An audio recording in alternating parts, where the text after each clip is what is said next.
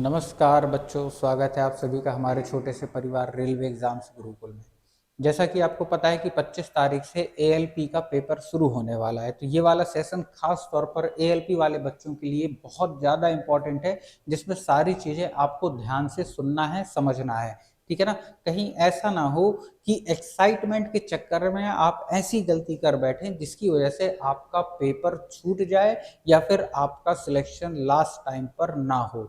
ठीक है ना? यहाँ पर आपको कुछ चीज़ें मैं इतनी ज़बरदस्त बताने वाला हूँ, इतनी ज़बरदस्त बताने वाला हूँ, जिसके चक्कर में हर साल ऑलमोस्ट 10% बच्चे जो प्री निकाल लेते हैं, है ना? लेकिन प्री निकालते समय कुछ गलतियाँ ऐसी कर देते हैं जिसकी वजह से उनका फाइनल सिलेक्शन नहीं हो पाता। मतलब मेंस निकालने के बाद भी वो सिलेक्शन से बाहर हो जाते हैं, ठीक है ना? तो इस पेपर को देने से पहले यानी प्री का एग्ज़ाम देने से पहले आपको कुछ चंद बातों का ध्यान देना बहुत ज़रूरी है। ठीक है? क्योंकि रेलवे इस समय थोड़ा-सा कड़क बर्ताव भी कर रहा है बच्चों के साथ और साथ-साथ में उसका जो प्रोसेस है करवाने का, उसमें थोड़ा-सा उसने चेंज भी किया है। क्या चेंज किया है, क्या बदलाव किए हैं, उन सभी चीज़ों के बारे में डिटेल में एक-एक करके हम लोग बात करेंगे। लेकिन अगर एएलपी का पेपर आपका है, तो ध्यान से बड़े गौर के साथ आपको सारी चीज़ें सुनना है। ठीक है ना? चलिए देखते हैं उन चीज़ों पर हम लोग बात करेंगे, साथ-साथ पर हम लोग यहाँ पर डिस्कस करेंगे, कट ऑफ के बारे में भी हम लोग यहाँ पर थोड़ी-सी डिस्कस करेंगे, ठीक है ना? साथ-साथ में जो सारी अपडेट्स हैं उनके बारे में और कुछ बच्चों के साथ जो रेलवे ने क्या चीज़ गलत की है, क्या चीज़ सही की है, वो सभी चीज़ें बताऊँगा अभी, ठीक है? अब यहाँ पर देखिए जैसे कि हमें पता है कि रेलवे का एग्ज़ाम 25 तारीख से शुरू हो जाएगा, ठीक है ना? कब से चालू हो जाएगा? 25 तारीख से रेलवे का एग्ज़ाम चालू हो जाएगा एएलपी वालों के लिए, है ना? अब यहाँ पर आपको ध्यान क्या देना है, नंबर एक चीज यहाँ पर देखो, इन वजहों से आपको पछताना पड़ेगा। तो पहले हम वो वजहें देखेंगे जिनकी वजह से आपको बाद में पछताना पड़ सकता है। क्या वजह है उनमें? पहली चीज है हमारी क्या? पहली चीज है एडमिट कार्ड। ठीक है ना? अब यहाँ पे आप देखोगे जो एडमिट कार्ड है उसमें इस बार रेलवे ने क्या किया है, थोड़ा सा चेंज किया है। ठीक है? क्या चेंज किया है? जो जातियों के साथ यानी जो कैटेगरीज हैं OBC S C S T, है ना, उसमें खास तौर पे ओबीसी वाले बच्चों के साथ, है ना, जो ओबीसी है पहले केवल ओबीसी लिख के आता था, ठीक है ना, लेकिन अब क्या आने लगा है, ओबी के साथ सीएल लिख के आ जाएगा या फिर नॉन क्रीमी लेयर लिख के आ जाएगा, क्रीमी लेयर या फिर नॉन क्रीमी लेयर लिखकर दे दिया है। ठीक है ना? ये रेलवे ने टोटली अपने मन से किया है। ठीक है? इसमें कोई ऐसा कोई प्रोसेस नहीं होता है किसी भी पेपर में कि वहां पर क्रीमी लेयर या नॉन क्रीमी लेयर ओबीसी के साथ में लिखा जाए, लेकिन इस बार रेलवे ने किया है। ठीक है? जिन बच्चों ने फॉर्म भरा था, ठीक है ना, यानी जिन बच्चों ने फॉर्म भरा था उसमें बहुत सारे बच्चों में एनसीएल यानी कि नॉन क्रीमी लेयर फिल किया था, लेकिन जो एडमिट कार्ड आया है ना, जो एडमिट कार्ड आया है आपका उसमें क्या है, क्रीमी लेयर लिख के आया है। ठीक है ना? यानी भरते टाइम एनसीएल लिखा था लेकिन अभी आपका क्या है, नॉन क्रीमी लेयर लिख के आ रहा है। तो इसमें आपको बिल्कुल भी टेंशन लेने की जरूरत नहीं है। ठीक है ना? आपको बस एक काम करना है कि जो एडमिट कार्ड है आपका, ठीक है, ये तो आपके पास फोटो कॉपी रहेगी ही रहेगी, साथ में जो आपका फॉर्म जब आपने फिल किया था वो वाले फॉर्म जो आपके पास होगा उसे आपको नहीं खोना है। अगर आपने वो खो दिया तो यहाँ पर रेलवे को एक अपर हैंड मिल जाएगा, बट ठीक है ना, तो वो आपको नहीं खोना है। यानी कि जो फॉर्म आपने शुरू में फिल किया था जिसमें आपने एनसीएल डाला था वो आपको नहीं खोना है, वो रखे रहना है आपके पास बिल्कुल लास्ट तक। यानी आपका प्री निकल जाए, मेंस निकल जाए, ठीक है ना, उसके बाद जितने भी एग्जाम होते हैं अन्य जो अपना है ना, वो सारा प्रोसेस हो जाए, डॉक्यूमेंट वेरिफिकेशन के टाइम पर आपका ये काम आएगा फॉर्म। ठीक है ना? उस टाइम पे काम आएगा। ठीक है?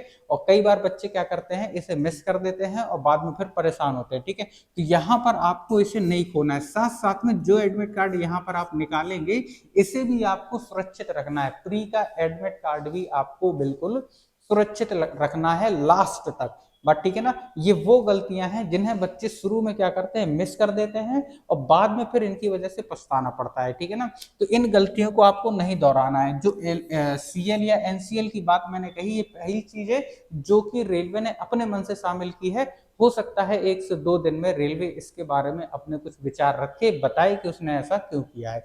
बट ठीक है ना, लेकिन इसमें घबराने वाली कोई बात नहीं है। जैसा कि मैंने कहा कि यहाँ पर आपको जो अपना ओरिजिनल फॉर्म है उसकी फोटो कॉपी आपके पास होना कंपलसरी है, ठीक है ना। साथ साथ में जो एडमिट कार्ड डाउनलोड अभी आप करेंगे ये भी आपका कब तक रखना है, आपको दोनों चीजें कब तक रखना है, जब तक आपका फाइनल सिलेक्शन यानी कि ज्वाइनिंग लेटर ना आ जाए। डॉक्यूमेंट वेरिफिकेशन में आपकी दोनों चीजें लगेंगी, बात ठीक है। वहां पर आपके पास सबूत होगा जो आपने फॉर्म भरा है, कि आपने सीएल भरा था कि या एनसीएल भरा था, बात ठीक है। अब दूसरी ऐसी चीज जिसकी वजह से बच्चों का सिलेक्शन रुक सकता है, क्या चीज, फोटो, ठीक है ना, क्या चीज, फोटो। अब फोटो की वजह से क्यों, क्योंकि देखो ऐसा होता क्या है कि जब फॉर्म भरने जाते हैं तो वहां पर लिखा होता है कि फोटो हमारी 6 महीने पहले से नहीं होना चाहिए, मतलब 6 महीने, मैक्सिमम 6 महीने या उसके पहले की नहीं होना चाहिए, ठीक है ना। अब ये भी चल गया है कि अब सीधा बच्चे सेल्फी लेते हैं और उसमें अपलोड कर देते हैं, ठीक है ना। आपको करना क्या है, जैसे भी आपने फोटो लगाई हो, ठीक है ना, जोन सी भी फोटो लगाई हो, कोशिश करना उस फोटो की कम से कम 5 से 10 कॉपी, 5 से 10 कॉपी आपके पास होना चाहिए। जब आप पेपर देने जाएंगे उस टाइम पे हो सकता है फोटो ना लगे, लेकिन ये फोटो आपके पास अभी निकलवा के रख लेना है। क्यों, जिस दिन आप पेपर देने जाएंगे उस दिन आपको कम से कम 1 से 2 फोटो तो अपने पास लेके जाने ही जाना है, ठीक है ना, है ना, चाहे उसने मंगवाया हो या नहीं मंगवाया हो। होता क्या है, कई बार एडमिट कार्ड में फोटो ब्लर आने की वजह से, या तो फिर जो आप डॉक्यूमेंट ले जाते हैं, है ना, जैसे हम आधार कार्ड ले गए, ठीक है, पहचान पत्र, आधार कार्ड में फोटो ब्लर आने की वजह से वहां पर एग्जाम हॉल में आपको पेपर देने से मना कर दिया जाता है ना, और आपसे एक एक्स्ट्रा फोटो मांगते हैं पहचान के लिए, ठीक है ना। तो एक एक्स्ट्रा फोटो आपके पास होना चाहिए। अगर ये फोटो वही फोटो है जो फॉर्म भरते टाइम आप ने डाला था तो सबसे बेस्ट है ना। सबसे बेस्ट क्या है, जो फॉर्म भरते टाइम आपने फोटो अपलोड की थी, अगर वो फोटो है तो वो सबसे बेस्ट है। अगर नहीं है तो कोई भी एक फोटो आप अभी खिंचवा लेंगे, निकलवा लेंगे, बनवा लेंगे, आपके पास रखी होगी, आप उसे लेके जाइए, ठीक है, ताकि आपका फेस उनकी नजर में बिल्कुल क्लियर हो जाए, है ना। तो ये दूसरा पॉइंट हो गया, जिनकी वजह से कई बार होता क्या है कि बच्चे अपने साथ फोटो लेके जाते नहीं है, है ना, क्योंकि अब ये कंपलसरी रहा नहीं है, ठीक है, फोटो लेके जाता नहीं है, वहां जाके पहुंच पता चलता है, क्योंकि 400-500 किलोमीटर दूर आपका सेंटर है, 1000 किलोमीटर दूर आपका सेंटर है, वहां से आप फोटो बनवाने जाएंगे नहीं वहां पर, ठीक है ना। लास्ट टाइम पे फोटो बनवाने की व्यवस्था हो पाती है, नहीं हो पाती है, ठीक है ना, तो वहां पर दिक्कत आती है ना। तो ये दो चीजें आपको ध्यान रखना है। पहली चीज, आपके पास जो फॉर्म आपने शुरू में भरा था, है ना, वो उसकी फोटोकॉपी आपके पास होना चाहिए, ना केवल उन बच्चों के लिए जिनका यहाँ पे गड़बड़ है सीएल एनसीएल में, बल्कि ये सभी के लिए है, ठीक है ना, सभी के लिए है कि अपना जो ओरिजिनल फॉर्म है वो आपको बिल्कुल लास्ट तक ज्वाइनिंग लेटर आने तक रखना है, बात ठीक है ना। डॉक्यूमेंट वेरिफिकेशन में काम आता है। एडमिट कार्ड भी आपको लास्ट तक रखना है, खोना नहीं है। बच्चे क्या करते हैं, उसे तोड़ मरोड़ के भर लेंगे जेब में, उसके बाद उसकी हालत हो जाती है पतली, ठीक है। तो एडमिट कार्ड और फॉर्म दोनों आपको सुरक्षित रखना है आपके साथ, ठीक है। साथ साथ में मैंने बता दिया कि जो फोटो आपने अपलोड की थी, ठीक है ना, उसकी 5 से 10 कॉपी आप लोग बनवा के रख सकते हैं, ठीक है। इसके बाद देखिए, अब ये हमारा हो गया, एक पॉइंट हो गया, ठीक है, जो कि हमें सिलेक्शन, मतलब हम अगर पढ़े हैं चाहे जितने इंटेलिजेंट हो, लेकिन अगर मान लीजिए हमने पेपर देते टाइम या फिर पेपर के लिए जो प्रोसेस फॉलो किया जाता है उसे फॉलो नहीं किया, हर साल इस वजह से 10% बच्चे फाइनल सिलेक्शन में जाके बाहर हो जाते हैं, है ना। मतलब उनने पढ़ाई करी, प्री निकाला, पढ़ाई करी, मेंस निकाला, पढ़ाई करी, सारे एग्जाम से निकाले उसने, डॉक्यूमेंट वेरिफिकेशन टाइम पे लास्ट में ये हट जाते हैं, ठीक है ना। 10% बच्चे बहुत हो जाते हैं, ठीक है ना। तो आपको ये गलती नहीं करना है अगर आपको इसी साल सिलेक्शन चाहिए। दूसरी चीज मैं आपको बता दूं, यहाँ पर देखोगे आप, दूसरी चीज क्या है कि ये चीज आपको कोई भी नहीं बताएगा। कौन सी चीज कोई भी नहीं बताएगा, जिसके बारे में मैंने आपको बताया कि यहाँ पर आप देखोगे, जब आप पेपर देने जाओगे, ठीक है ना, जब आप पेपर देने जाओगे तो दो चीजें काम आती हैं। क्या काम आती हैं, एक काम आती है मेंटल कंडीशन,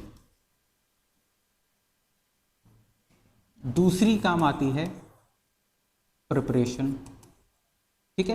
पहले नंबर पे काम आएगी आपकी मेंटल कंडीशन, दूसरे नंबर पे काम आएगी प्रिपरेशन। बात समझ रहा है, मेंटल कंडीशन। अब यहां पर आपको करना क्या है अब यहाँ पर आपको करना क्या है कि जब आप एग्जाम हॉल में पहुंचे, ठीक है ना, जब आप एग्जाम सेंटर पर पहुंचे तो आपको एग्जाम सेंटर में कम से कम 1 से 2 घंटे पहले पहुंच जाना है, ठीक है ना, 1 से 2 घंटे पहले पहुंच जाना है, कम से कम मान के चलो 2 घंटे पहले पहुंचना ही पहुंचना है, ठीक है ना, 2 घंटे पहले। और वहां पहुंचने के बाद आपको 2-3 चीजें देख लेना है। क्या चीज देख लेना है? आपका एडमिट कार्ड, ठीक है।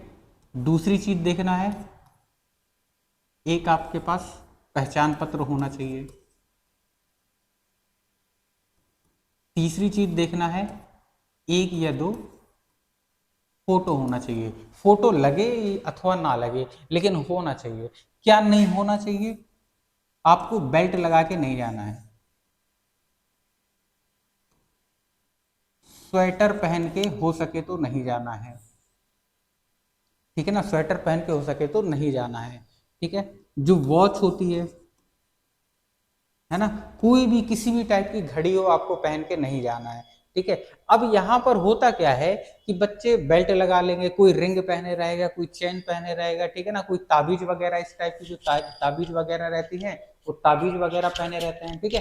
अब वहां पर जब वो एग्जाम हॉल में पहुंचते हैं तो होता क्या है कि जब चेकिंग होती है तो चेकिंग होते टाइम पहले उसका बेल्ट उतरवाएंगे, फिर थोड़ी सी चेकिंग करेंगे, फिर उसकी घड़ी उतरवाएंगे, फिर थोड़ी सी चेकिंग करेंगे, स्वेटर उतरवाएंगे। इस कंडीशन में होता क्या है कि जो आपका दिमाग होता है उस पर एक अतिरिक्त प्रभाव पड़ता है। क्या प्रभाव पड़ता है? वो हल्का सा टेंशन में आ जाता है कि यार ये भी करना है, वो भी करना है, ये भी करवा रहे हैं, वो भी करवा रहे हैं। तो इन सभी चीजों को, जितनी भी चीजें हैं, ये चीजें आपको नहीं लेके जाना है, बट ठीक है ना। इससे होता क्या है कि जब आप चेकिंग के लिए खड़े होते हैं, आपको तो मतलब पता है कि जब हमारे पास कुछ है नहीं है, हमारे पास खाली 3 चीजें हैं, है ना, 3 चीजें हैं, कोई भी मेंटल प्रेशर आप पर नहीं पड़ेगा, ठीक है ना। अब दूसरे बच्चों को देखोगे, हर दूसरे तीसरे बच्चे के साथ यही होता है, कभी उसका बेल्ट उतरवाएंगे, कभी जूते उतरवाएंगे, कभी कुछ उतरवाएंगे, कभी कुछ। तो ऐसी चीजें आप करके ही मत जाओ, वो ज्यादा सही है। कुछ भी आपको एक्स्ट्रा नहीं पहनना है, नॉर्मल एक शर्ट या टी शर्ट पहनिए, ठंड लग रही है तो इनर पहन लीजिए, ठीक है ना,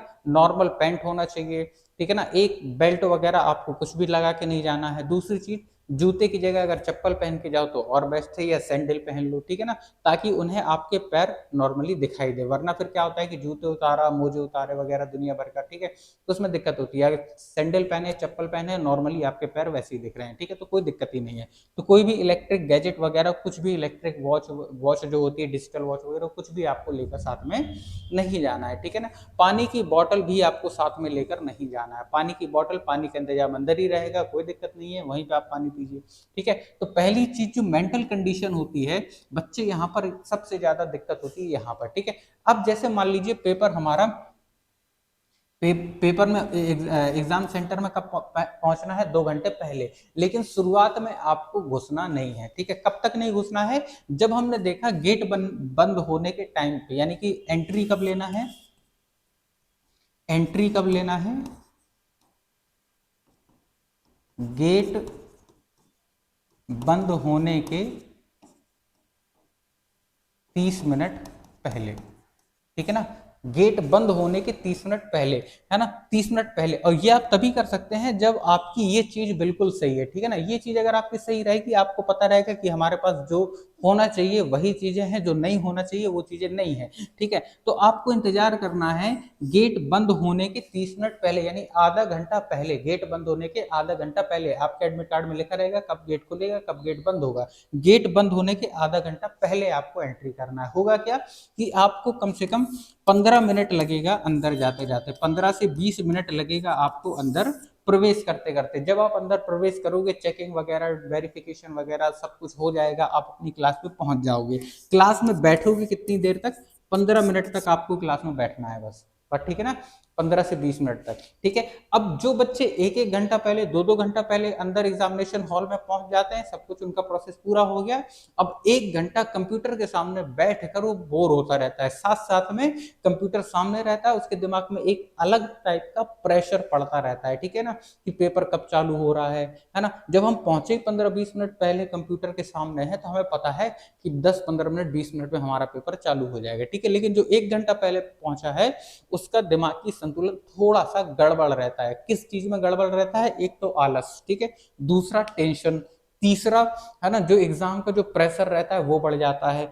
चौथा, वाटर की प्रॉब्लम, ठीक है ना, पहले तो जाके 2-3 बार पानी पियाएगा, फिर लास्ट टाइम पे उसे बाथरूम जाना पड़ेगा, बाथरूम जाने के लिए उठेगा, है ना, मतलब उसका दिमाग इसी चीज में लगा रहेगा। इससे होता क्या है कि आपका जो दिमाग है वो अपनी जगह से थोड़ा सा वो क्या हो जाता है कि भटक जाता है, ठीक है, तो आपको भटकना नहीं है, ठीक है। इसीलिए बोला कि 15 मिनट पहले आप जाओगे, है ना, आधा घंटा पहले घुसोगे, 15 से 20 मिनट आपको लग जाएंगे वहां तक पहुंचने में, क्योंकि चेकिंग वगैरह जो ऑनलाइन वेरिफिकेशन वगैरह होता है वो सभी में 15 से 20 मिनट लग जाएगा। आपको कितनी देर बैठना है कंप्यूटर के सामने? केवल 10 से 15 मिनट तक, बट ठीक है ना। तो इससे आपका दिमाग बिल्कुल फ्रेश रहेगा, तो फ्रेश दिमाग के साथ आपको बिल्कुल एंट्री करना है, बट ठीक है। ये बात हो गई अपनी। दूसरी चीज अपनी बात हो गई प्रिपरेशन की, ठीक है। प्रिपरेशन की, अब प्रिपरेशन में देखो क्या करना है। प्रिपरेशन में हमें ये चीजें करना है कि अब आपको कोई भी अलग से कुछ भी नहीं पढ़ना है, ठीक है ना, वही चीज पढ़ना है, केवल क्या करना है, रिवाइज करना है, रिवीजन करना है, बस इसके अलावा कुछ नहीं। प्रैक्टिस सेट लगाना है, लेकिन कौन से प्रैक्टिस सेट लगाना है? केवल प्रीवियस ईयर, केवल प्रीवियस ईयर लगाना है, इसके अलावा कुछ नहीं लगाना है, ठीक है ना। कोई भी हार्ड सेट आपको नहीं लगाना है, कोई भी हार्ड सेट आपको नहीं लगाना है। अब कौन से सेट लगाना है आपको? जो इजी टू मॉडरेट, ठीक ना, इजी टू मॉडरेट। इससे होता क्या है, जब आप इजी टू मॉडरेट लगाएंगे आपके नंबर उसमें बढ़ेंगे, है ना, कि 75 में से हम 50 बना रहे हैं, 55 बना रहे हैं, 60 बना रहे हैं, आपके नंबर बढ़ेंगे, तो वो कॉन्फिडेंस एक आपके अंदर आता है। लेकिन अगर आपने हार्ड सेट लगाया, आप भले ही पढ़ने में होशियार है लेकिन हार्ड सेट लगाया और आपके नंबर 75 में से मान लो 30 आ गए, 35 आ गए, ठीक है ना, 25 आ गए, तो वहां पर आपके दिमाग को क्या लगने लगता है कि हमारी तैयारी उस लेवल की नहीं है, जबकि ऐसा होता नहीं है, ठीक है। तो यहाँ पर आपको हार्ड सेट बिल्कुल भी नहीं लगाने हैं, इजी टू मॉडरेट लेवल के सेट पर आपको भरोसा करना है, इन्हीं पर लगाना है, प्रीवियस ईयर आपको लगाना है। पहले आप लगा चुके होंगे प्रीवियस ईयर, अब आपकी स्पीड भी उसमें अच्छी होगी, नंबर भी अच्छे आएंगे, कॉन्फिडेंस बढ़ेगा, ठीक है ना। तो दोनों चीजों को आपको ध्यान रखना है ना, और ये चीज मोस्ट इंपॉर्टेंट है, करना ही करना है, बाकी कुछ आप करें या ना करें, ठीक है, क्योंकि कॉन्फिडेंस, पूरा काम कॉन्फिडेंस का होता है। जिसने लास्ट टाइम तक कॉन्फिडेंस अपना बनाए रखा, सिलेक्शन भी उसी का होता है, ठीक है ना। लेकिन अगर लास्ट टाइम तक सिलेक्शन चाहिए हमें, तो लास्ट टाइम तक कॉन्फिडेंस को अपन को नहीं छोड़ना होता है, ठीक है। चलिए, बात हो गई हमारी इसकी। अब आगे देखते हैं हम लोग यहाँ पर तीसरी चीज के बारे में देखेंगे। तीसरी चीज है हमारी कट ऑफ, ठीक है ना, तीसरी चीज है हमारी कट ऑफ, है ना, और कट ऑफ में वृद्धि, ठीक है। अब देखिए, जो पहले पेपर हुआ था एनटीपीसी एएलपी का, जो पहले पेपर हुआ था उसमें कट ऑफ इतनी ज्यादा हाई नहीं गई थी, क्योंकि वैकेंसी भी अच्छी थी, ठीक है, उस टाइम पे कंपटीशन भी थोड़ा सा कम था। लेकिन तब से लेके अभी तक 5 से 6 साल गुजर चुके हैं, ठीक है। सीधी सी बात है, कंपटीशन बढ़ा है, लेकिन एवरेज आपको मान के चलना है ना, एवरेज आपको मान के चलना है 50 से 55 नंबर, ठीक है ना, 50 से 55 नंबर आपके अगर 75 में से बन रहे हैं, तो आपको कुछ भी अलग से तुक्का वगैरह लगाने की जरूरत नहीं है ना। मेरी अगर मानो, तो अगर मान लो कि पेपर आपके लिए हार्ड है ना, पेपर की शिफ्ट कैसी आती है, हार्ड आती है, ठीक है, तो आप 75 में से 45 40 करके आ रहे हैं तो भी कोई दिक्कत नहीं है। क्यों? क्योंकि नॉर्मलाइजेशन में आपका स्कोर बढ़ जाएगा। नॉर्मलाइजेशन की भी बात करूंगा कि नॉर्मलाइजेशन में कैसे स्कोर बढ़ाना होता है अपना, ठीक है, किन चीजों का ध्यान देना होता है। लेकिन अगर आपको लगे कि हमारी शिफ्ट हार्ड है, तो उसमें आप 45 से 40 तक पहुंच रहे हैं, तो आपको ज्यादा कुछ तुक्के लगाने की जरूरत नहीं है, यानी कि आप केवल 4 से 5 क्वेश्चन तक ही गलत करें, इसके अलावा गलत करने की कोशिश ना करें, तुक्के लगाने की कोशिश ना करें, ठीक है ना। यानी 4-5 से ज्यादा आपको गलत बिल्कुल भी नहीं करना है, इस चीज का खास तौर पर ध्यान रखना है, ठीक है ना। दूसरी चीज, कट ऑफ में वृद्धि होगी, तो इस बार कट ऑफ में वृद्धि सीधी सी बात है देखी मिलेगी ही मिलेगी, कट ऑफ में वृद्धि आपको देखने को मिलेगी ही मिलेगी, कंपलसरी, क्योंकि पिछला पेपर आज से 5-6 साल पहले हुआ था, ठीक है ना।